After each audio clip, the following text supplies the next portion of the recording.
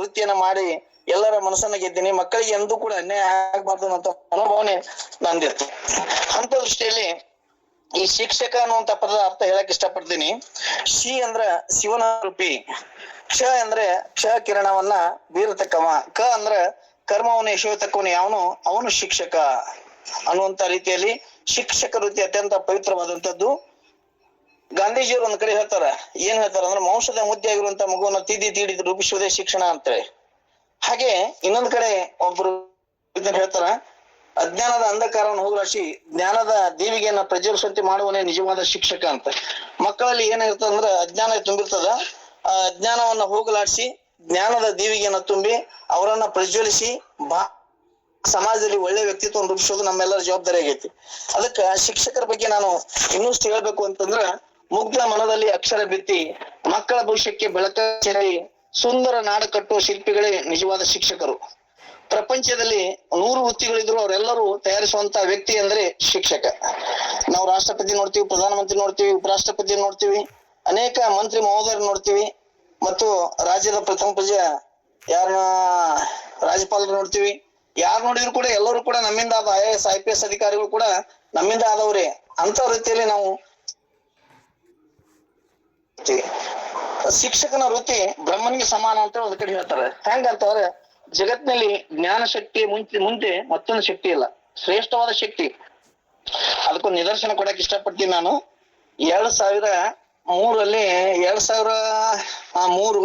July 7ನೇ ತಾರೀಕಿಗೆ ನಮ್ದು supreme court ಆದೇಶ ಆಯ್ತು. ಏನು ಅಂತಂದ್ರೆ, ನಿಮ್ಮನ್ನ ಗ್ರಾಮೀಣ ಕೃಪಾಂಕದಲ್ಲಿ ನೀವು ನೌಕರಿ ಹೊಂದಿದ್ದೀರಿ, ನಿಮ್ಮನ್ನ ತೆಗೆಯಲಾಗುವುದು ಅಂತ ಹೇಳಿದ್ರು. ಆ ಪ್ರಕಾರ ತೆಗೆದುಕೊಳ್ಳಿ ಮನಿಗ್ ಬಂದೆ. ಎಲ್ಲರೂ ಮನಿಗ್ ಮಾತಾಡ್ಸಕ್ ಬರಾಕಿದ್ರು. ಆಕೆ ನನ್ನ ಹೆಂಡತಿ ನಮ್ಮ ಧರ್ಮ ಪತ್ನಿ ಕೂತ್ ಅಳಾಕತ್ತಿದ್ಲು, ಏನ್ರಿ ಮುಂದ್ ಏನ್ ಮಾಡುದತ್ತ. ನೀ ಏನ್ ವಿಚಾರ ಮಾಡ್ಬೇಡ, ಕೈಯಾಗ ಒಂದ್ ಚಾಕ್ ಪುಸ್ತ ಒಂದ್ ಡಸ್ಟ್ ಐತನ್ನ ಎಲ್ಲ ನಿಮ್ಗೆ ಬದುಕಿಸ್ತೀನಿ, ಎಷ್ಟೇ ಅಲ್ಲಿ ಹಿರಿಯರು ಮಾಡಿದ ಆಸ್ತಿ ಅದ ಅನ್ನುವಂತ ಮಾತನ್ನು ಕೂಡ ನಾನು ಹೇಳಿದ್ದೆ. ಆ ಪ್ರಕಾರವಾಗಿ ನಡ್ಕೊಂಡ್ ಬಂದಿದ್ದೀನಿ. ಕೊಣ್ಣೂರಲ್ಲಿ ಒಂದು ಸಣ್ಣ ಟ್ಯೂಷನ್ ಕ್ಲಾಸ್ ಮಾಡಿದ್ದೀನಿ, ಮತ್ತೊಂದು ಏನಿಲ್ಲ. ನಾನು ಬೆಳಗ್ಗೆ 5 ಗಂಟೆಗೆ ಹೇಳ್ತೀನಿ, ದಿನನಿತ್ಯದ ನನ್ನ ಇದು ಏನು ಅಂತಂದ್ರೆ 5 ಗಂಟೆಗೆ ಹೇಳ್ತೀನಿ. 5 ಗಂಟೆಗೆ ಎದ್ದು ನನ್ನ ಕರ್ಮಾಧಿಕಾರಿ ಹೇಳ್ತಾರೆ, ಸನ್ಯಾಸಿಗಳು ಮತ್ತ ರಾಷ್ಟ್ರಪತಿಗಳು, ಪ್ರಧಾನಮಂತ್ರಿಗಳು ಇವರೆಲ್ಲರಿಗಿಂತ ಶಿಕ್ಷಕರು ಮೇಲ್ಪಂಕ್ತಿಯಲ್ಲಿ ಗುರುತಿಸ್ಕೊಳ್ತಾರೆ. ಬ್ರಹ್ಮ ಮನುಷ್ಯನ ಸೃಷ್ಟಿ ಮಾಡ್ತಾನ, ಆದ್ರೆ ಜ್ಞಾನ ತುಂಬುವಂತ ಕೆಲಸ ಯಾರಿಗೆ ಅದಪ್ಪ ಅಂದ್ರೆ ಶಿಕ್ಷಕರಿಗೆ ಅದ. ಅದು ನಾವು ಪಾಠ ಮಾಡುವಂತ ರೀತಿ, ನಾವು ಹಂಚುವಂತ ಜ್ಞಾನ, ನಾವು ಮಾಡುವ ಆರೈಕೆ, ನಾವು ತೋರುವ ಪ್ರೀತಿ, ಇದೆಲ್ಲವೂ ಸೇರಿ ಅದ್ಭುತ ಶಕ್ತಿಯನ್ನು ಮಾಡ್ತದ. ಅದಕ್ಕೊಂದು ಹಾಡನ್ನು ಕೂಡ ಅದ. ಏನು ಅಂತಂದ್ರೆ ಶಿಕ್ಷಕರ ಬಗ್ಗೆ ದಯಮಾಡಿ ನನಗೆ ದಾಟಿ ಬರಂಗಿಲ್ಲ, ಸುಮ್ಮ ಹಾಡ್ತೀನಿ, ಕೇಳು ದಯವಿಟ್ಟು. ಶಾಲೆಯ ಶಿಕ್ಷಕರು ರಾಷ್ಟ್ರದ ರಕ್ಷಕರು, ಶ್ರೇಷ್ಠರಿವರು ಜಗದೊಳಗ ತಂಗಿ ಶಾಲೆಯ ಶಿಕ್ಷಕರು. ಶಾಲೆಯ ಶಿಕ್ಷಕರು ರಾಷ್ಟ್ರದ ರಕ್ಷಕರು, ಶ್ರೇಷ್ಠರಿವರು ಜಗದೊಳಗ ತಂಗಿ ಶಾಲೆಯ ಶಿಕ್ಷಕರು. ಹಳ್ಳಿಯ ಜನರಿಗೆ ಒಳ್ಳೆಯ ಶಿಕ್ಷಣವ ನೀಡುವಂತ ಗುರುಗಳು ಇವರು ನಮ್ಮ ಶಾಲೆಯ ಶಿಕ್ಷಕರು. ಬಡವ ಶ್ರೀಮಂತರೆನ್ನದೆ ಮಾರ್ಗವ ತೋರಿಸುವ ಶ್ರೇಷ್ಠರಿವರು ಜಗದೊಳಗ ತಂಗಿ ಶಾಲೆಯ ಶಿಕ್ಷಕರು. ಶ್ರೇಷ್ಠರಿವರು ಜಗದೊಳಗ ತಂಗಿ ಶಾಲೆಯ ಶಿಕ್ಷಕರು. ರಾಷ್ಟ್ರದ ಉನ್ನತಿಗೆ ಶಿಕ್ಷಣ ನೀಡುವರು, ಹಗಲಿರಳೆನ್ನದೆ ದುಡಿಯುವರು ತಂಗಿ ಶಾಲೆಯ ಶಿಕ್ಷಕರು. ಶಾಲೆಯ ಶಿಕ್ಷಕರು ರಾಷ್ಟ್ರದ ರಕ್ಷಕರು, ಶ್ರೇಷ್ಠರಿವರು ಜಗದೊಳಗ ತಂಗಿ ಶಾಲೆಯ ಶಿಕ್ಷಕರು. ಈ ಹಾಡನ್ನ ದಯವಿಟ್ಟು 1991ರಲ್ಲಿ ತುಂಗಿ ಪ್ರೌಢಶಾಲೆಯಲ್ಲಿ ಇದ್ದಾಗ ಆ ಮಕ್ಕಳು ಹಾಡಿದ್ದು. ಆ ಹಾಡನ್ನ ನೆನಪಿಡುವಲ್ಲಿದ್ದೆ. ಅವ್ರಿಗೆ ಒಬ್ರಿಗೆ ಫೋನ್ ಮಾಡಿದೆ, ಈ ಹಾಡನ್ನ ಕಳಿಸಿದ್ರು. ಅದನ್ನ ನಾನು ನಿಮ್ಮ ಮುಂದೆ ಹಾಡಕ್ ಇಷ್ಟಪಟ್ಟಿದ್ದೀನಿ. ದಯವಿಟ್ಟು ಹೆಚ್ಚು ಕಮ್ಮಿ ಆದ್ರೂ ಕೂಡ ತಮ್ಮಲ್ಲಿ ಕ್ಷಮೆ ಇರ್ಲಿ ಅಂತ ನನ್ನಲ್ಲಿ ಕ್ಷಮೆಯನ್ನ ಕೋರ್ತಾ ಮುಂದಿನ ವಿಷಯವನ್ನ ನಾವು ಶುರು ಮಾಡ್ತಾ ಇದ್ದೇನೆ. ಈಗ ಸಾಮಾನ್ಯವಾಗಿ ಶಿಕ್ಷಕಿದ್ದು ಅವರ ನಡವಳಿಕೆ ಮಕ್ಕಳ ಭವಿಷ್ಯದ ಮೇಲೆ ಪರಿಣಾಮಕಾರಿ ಬದಲಾವಣೆ ತರಬಲ್ಲದು. ಆದ್ದರಿಂದ ಶಿಸ್ತಿನ ನಡತೆ ಬೆಳೆಸಿಕೊಳ್ಳುವಂತ ಕೆಲಸ ಮೊದಲು ಶಿಕ್ಷಕರಲ್ಲಿರ್ಬೇಕು. ನಾವು ಶಿಕ್ಷಕರಾದ್ರು ಬಹಳ ನಾವು ಎಲ್ಲ ಸಮಾಜ ನಮ್ಮ ಎಲ್ಲರ ಕಣ್ಣು ನಮ್ಮಾಗಿರ್ತದೆ. ನಮ್ಮ ಉಡಿಗೆ ತೊಡಿಗೆ ಹಾವ ಭಾವ ಎಲ್ಲದ್ರ ಮ್ಯಾಗ ಪ್ರತಿಯೊಬ್ಬರ ಕಣ್ಣು ಇರ್ತದ. ಆ ರೀತಿಯಲ್ಲಿ ನಾವ್ ಏನ್ ಮಾಡ್ಬೇಕು ಅಂತಂದ್ರೆ ಬಹಳ ಒಂದು ವ್ಯವಸ್ಥಿತವಾಗಿ ನಡ್ಕೋಬೇಕು. ಯಾರಿಗೂ ಕೂಡ ತೊಂದರೆ ಆಗಿರಬಾರ್ದು. ನಮ್ಮಿಂದ ಒಳ್ಳೆ ಮಾರ್ಗದರ್ಶನ ಸಮಾಜಕ್ಕೆ ಸಿಕ್ಕಿರ್ಬೇಕು, ಊರಿನವ್ರಿಗೆ ಸಿಕ್ಕಿರ್ಬೇಕು. ಈ ರೀತಿಯಾಗಿ ನಡ್ಕೊಂಡ್ರ ಶಾಲೆಗಳಲ್ಲಿ ಅಥವಾ ಸಮಾಜದಲ್ಲಿ ಅಶ್ಲೀಲ ಪದಗಳನ್ನ ಮಾತ್ರ ಬಳಕೆ ಮಾಡಬಾರ್ದು. ನಾವು ಯಾರೇ ಆಗ್ಲಿ ಶಾಲೆಯಲ್ಲಿ ಸಮಾಜದಲ್ಲಿ ಅಶ್ಲೀಲ ಶಬ್ದಗಳನ್ನ ಬಳಕೆ ಮಾಡಬಾರ್ದು. ಶಿಕ್ಷಕರು ಮನಸ್ಸು ಮಾಡಿದ್ರೆ ದೇಶವೇ ಸರ್ವನಾಶವಾಗುವಂತ ಸಾಧ್ಯತೆ ಇರ್ತದೆ. ಒಂದು ಕಡೆ ಚಾಣಕ್ಯ ಹೇಳ್ತಾನ, ಶಿಕ್ಷಣ ಎಂಬುದು ಅತ್ಯುತ್ತಮವಾದ ಸ್ನೇಹಿತ, ಮಕ್ಕಳ ಭವಿಷ್ಯವನ್ನು ಕಟ್ಟುವುದು ಮತ್ತು ನಾಶ ಮಾಡುವುದು ಎರಡೂ ಅವನ ಕೈಯಲ್ಲಿದೆ. ಚಾಣಕ್ಯನ ಮಾತು. ಚಾಣಕ್ಯ ಒಂದು ಸಾಮ್ರಾಜ್ಯವನ್ನೇ ಕಟ್ಟಿದ. ಆ ಚಾಣಕ್ಯ ಸಾಮ್ರಾಜ್ಯವನ್ನು ಕಟ್ಟಿದಂತ ಈ ಶಿಕ್ಷಣ ಬಗ್ಗೆ ಬಹಳ ಒಳ್ಳೆ ಡೆಫಿನೇಷನ್ ಹೇಳಿದಾನ. ಹಾಗೆ ನಾನು ಒಂದು ಕೂಡ ಸಂಸ್ಕೃತ ಶ್ಲೋಕ ನೆನಪಾಗ್ತಾ ಇದೆ. ನೈಜ್ಞಾನೇನ ಮಿಗಿಲಾದದ್ದು ಇನ್ನೊಂದಿಲ್ಲ. ಪ್ರಪಂಚದಲ್ಲಿ ಜ್ಞಾನಕ್ಕಿಂತ ಮಿಗಿಲಾದ ವರವಿಲ್ಲ ಮತ್ತು ಗುರುವಿಗಿಂತ ದೊಡ್ಡವರು ಮತ್ತೊಬ್ಬರಿಲ್ಲ. ಸಮೃದ್ಧ ರಾಷ್ಟ್ರ ನಿರ್ಮಾಣ ಶಿಕ್ಷಕರಿಂದ ಮಾತ್ರ ಸಾಧ್ಯ ಎಂಬುದನ್ನ ರಾಧಾಕೃಷ್ಣನ್ ತೋರಿಸಿಕೊಟ್ಟಿದ್ದಾರೆ. ಶಿಕ್ಷಕರು ಅತ್ಯಂತ ಪವಿತ್ರವಾದಂತ ಸ್ಥಾನ. ನಾನು ಇದ್ರ ಬಗ್ಗೆ ಇನ್ನೊಂದು ನಿದರ್ಶನ ಹೇಳ್ಬೇಕು ಅಂತಂದ್ರ, ನಮ್ಮ ದೇಶದ ಪ್ರಥಮ ಉಪರಾಷ್ಟ್ರಪತಿಗಳು ಹಾಗೂ ರಷ್ಯಾದ ರಾಯಭಾರಿಯಾದಂತ ರಾಧಾಕೃಷ್ಣನರು, ಶಿಕ್ಷಕರ ದಿನಾಚರಣೆ ಮಾಡ್ತೀವಿ. ರಾಧಾಕೃಷ್ಣ ದಿನವನ್ನ ನಮ್ಮ ಶಿಕ್ಷಕರ ದಿನಾಚರಣೆ ಆಚರಣೆ ಮಾಡ್ತೀವಿ. ಆ ರಾಧಾಕೃಷ್ಣನರು ಒಮ್ಮೆ ಏನಾಗಿದ್ರು ಅಂತಂದ್ರ ರಷ್ಯಾದ ರಾಯಭಾರಿಯಾಗಿ ಹೋದ್ರು. ಆ ರಷ್ಯಾದ ರಾಯಭಾರಿಯಾಗಿ ಹೋದ ತಕ್ಷಣ ಅವ್ರಿಗೆ ಏನಾಯ್ತು ಅಂತಂದ್ರ, ಆಗಿನ ದೊರೆ ಸ್ಟಾಲಿನ್ ಏನ್ ಮಾಡ್ದ, ಅವ್ರನ್ನ ಬರಮಾಡಿಕೊಂಡ. ಯಾಕಂದ್ರೆ ಇವ್ರ ಬಗ್ಗೆ ಕೇಳ್ಕೊಂಡಿದ್ದ, ಬಹಳ ಮೇಧಾವಿ ಅದಾರ, ಜ್ಞಾನಿಗಳದಾರ ಅಂತ ತಿಳ್ಕೊಂಡು ಅವ್ರನ್ನ ಔತಣಕೂಟಕ್ಕ ಆಮಂತ್ರಣ ಮಾಡಿದ. ಔತಣಕೂಟಕ್ಕೆ ಆಮಂತ್ರಣ ಮಾಡಿದಾಗ ಸ್ಟಾಲಿನ್ ಔತಣಕೂಟಕ್ಕೆ ಆಮಂತ್ರಣ ಮಾಡಿದ. ಇವರು ರಾಧಾಕೃಷ್ಣನ್ ಹೋದ್ರು. ಔತಣಕೂಟ ಆಯ್ತು. ಮಾತಾಡ್ಕೋತ ಕೂತಾಗ ಇವರು ಯಾರು ಅಂತಂದ್ರೆ ರಾಧಾಕೃಷ್ಣ ಒಂದು ಮಾತಾಡಿದ್ರು. ನಮ್ ದೇಶದಲ್ಲಿ ಒಬ್ಬ ರಾಜ ಇದ್ದನ್ರಿ, ಭಾರಿ ಸೂರನಿದ್ದ, ಧೀರನಿದ್ದ, ಅನೇಕ ಯುದ್ಧಗಳನ್ನ ಮಾಡಿದ. ಮಾಡಿದಂತ ಒಂದೇ ಒಂದು ಕೊನೆಯ ಯುದ್ಧ ಅಂದ್ರೆ ಕಳಿಂಗ ಯುದ್ಧ. ಆ ಯುದ್ಧದಲ್ಲಿ ಸಾವಿರಾರು ಜನರನ್ನು ಕೊಂದ. ರಕ್ತದ ಕಾಲುವೆ ಹರಿದು ಬಿಡ್ತು. ರಕ್ತದ ಕಾಲುವೆ ಹರಿದಾಗ ಅದನ್ನ ಮನನೊಂದು ಆತ ಏನ್ ಮಾಡ್ದ, ಬೌದ್ಧ ಧರ್ಮ ಸ್ವೀಕಾರ ಮಾಡಿದ. ಅಂದ್ರ ಸ್ಟಾಲಿನನ್ನು ಕೂಡ ಕ್ರೂರಿಯಾಗಿದ್ದ.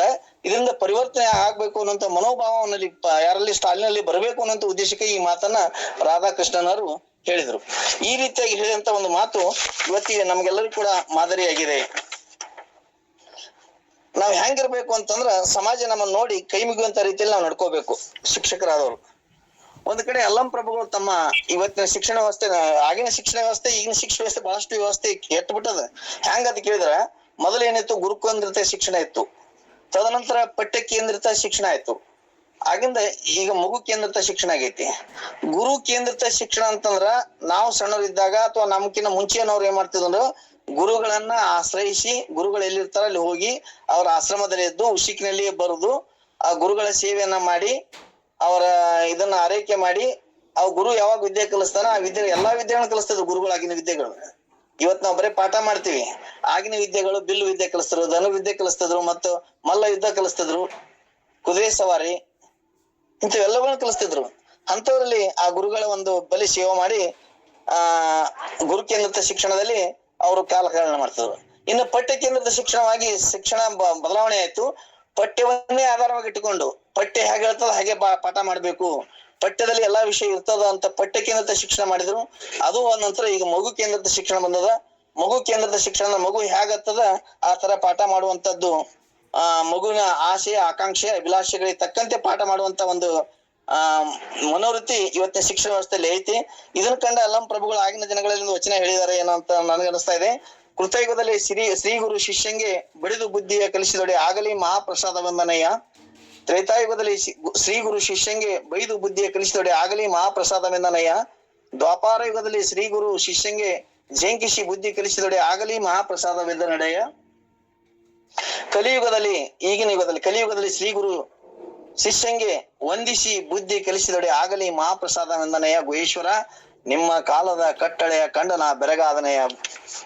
ಗುಹೇಶ್ವರರು ತ್ರಿಕಾಲ ಜ್ಞಾನಿಗಳು, ಅಲ್ಲಂ ಪ್ರಭುಗಳು. ಆ ಅಲ್ಲಂ ಪ್ರಭುಗಳು ತ್ರಿಕಾಲ ಜ್ಞಾನಿಗಳಾಗಿದ್ದು ಮುಂದೆ ಏನಾಗ್ತದ ಮನಗಂಡು ಈ ಮೂರೂ ಕಾಲದಲ್ಲಿ ಆದಂತ ಗುರು ಮತ್ತು ಶಿಷ್ಯ ನಡುವಿನ ಸಂಬಂಧವನ್ನ ಕುರಿತು ಅವ್ರು ಬಹಳ ಮಾರ್ಮಿಕವಾಗಿ ಹೇಳಿದ್ದಾರೆ.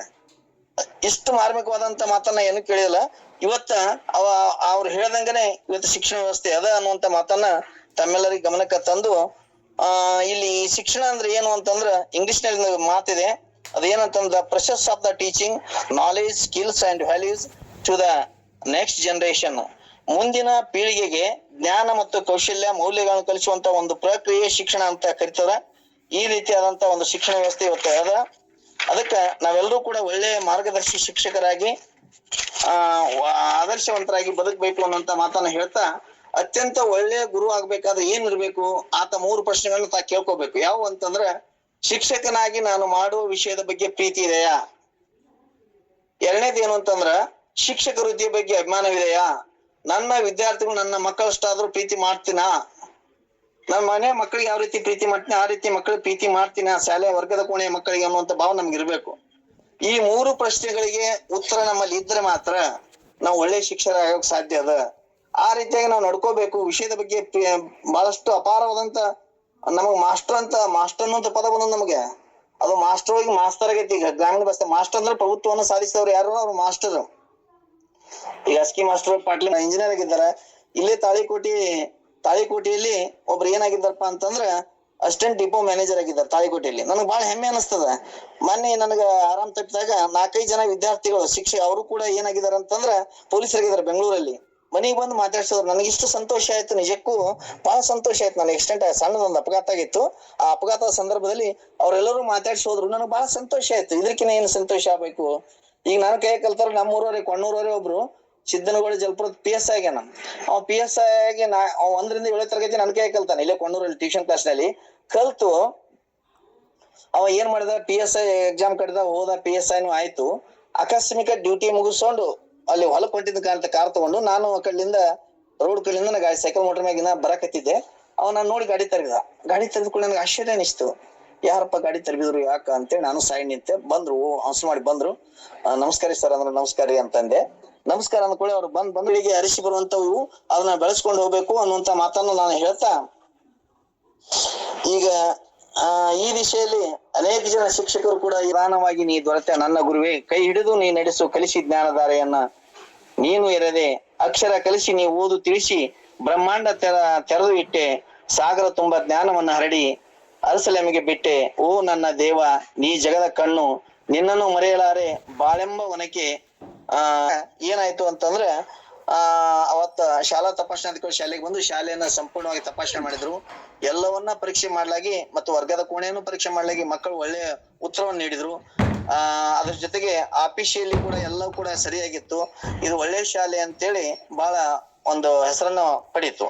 ಅಂತ ಸಂದರ್ಭದಲ್ಲಿ ಆ SDMC ಅಧ್ಯಕ್ಷರು ಏನ್ ಮಾಡಿದ್ರು ಅಂತಂದ್ರ, ಅವರು ಯಾಕ ಇಷ್ಟೆಲ್ಲ ಒತ್ತಾಯ ಮಾಡಿದ್ರು ಸರ್ ಈ ಶಿಕ್ಷಕರು ಯಾಕೆ ಒಲ್ಲೆ ಅಂತಾರ ಅಂದಾಗ, ನಮ್ಮ ಮನೆಯಲ್ಲಿ ನಮ್ಮ ತಂದೆ ಶವ ಅದ, ಅದನ್ನ ಅಂತ್ಯ ಸಂಸ್ಕಾರ ಮಾಡ್ಬೇಕು, ದಯವಿಟ್ಟು ನನಗ ನೀವು ಅವಕಾಶ ಕೊಡ್ರಿ ಅಂತ ಹೇಳಿ ಹೇಳಿದಾಗ ಆ ಎಲ್ಲರೂ ಊಟ ಗೀಟ ಬಿಟ್ಟು ನೇರವಾಗಿ ಅವ್ರ ತಂದೆ ಅಂತ್ಯ ಸಂಸ್ಕಾರಕ್ಕೆ ಹೋದ್ರು.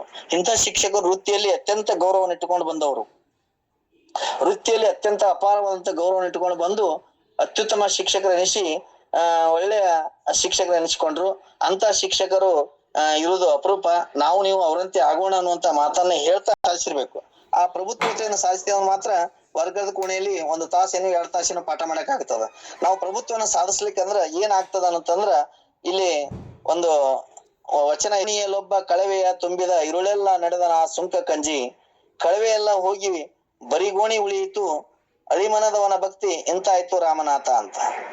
ಮನದಲ್ಲಿ ಕೆಟ್ಟ ಉದ್ದೇಶ ಹೊಂದಿ ಹೊರನೋಟಕ್ಕೆ ದೇವರಲ್ಲಿ ಒಲವುಳ್ಳವನಂತೆ ನಡೆಸುತ್ತಾ ಜನರನ್ನ ಮತ್ತು ಸಮಾಜವನ್ನ ವಂಚಿಸುವ ಶಕ್ತಿ ವ್ಯಕ್ತಿಯ ಕಡೆಗೆ ನಾವು ಜೀವನದಲ್ಲಿ ಏನ್ ಮಾಡ್ಬೇಕು ಅಂತಂದ್ರ ಏನನ್ನು ಕೂಡ ಗಳಿಸುವುದಿಲ್ಲ ಅನ್ನುವಂತ ಮಾತನ್ನ ಹೇಳಿದಾರ.